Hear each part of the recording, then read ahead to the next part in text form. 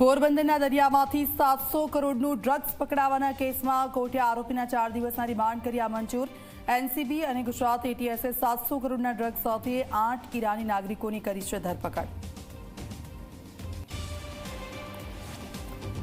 લોકોના જીવ લેનારી અમદાવાદની કુખ્યાત ખ્યાતિ હોસ્પિટલે વધુ એક નિર્દોષનો જીવ લીધો। મેડિકલ કેમ્પમાં સામાન્ય ચેકઅપ માટે ગયેલા સુરેન્દ્રનગરના આધેડનું ઓપરેશન કર્યા બાદ નીપજ્યું મોત।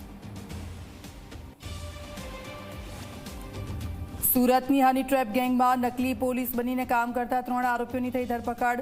રૂપલલનાને સાથે રાખીને પીપલોદના બિલ્ડરને ફસાવ્યા બાદ ફરિયાદ થતા પોલીસે અમિત, મનસુખ, વિજય માળી અને અલ્પેશ પટેલની કરી ધરપકડ। સુરતની કાકરાપાર મુખ્ય કેનાલમાં ફરીથી ગાબડું પડ્યું। માંડવીના હરિયાલ ગામમાં ફાટી કેનાલ। રિપેરિંગ પછી 3 થી 4 દિવસ બાદ શરૂ થઈ શકશે કેનાલમાં પાણી।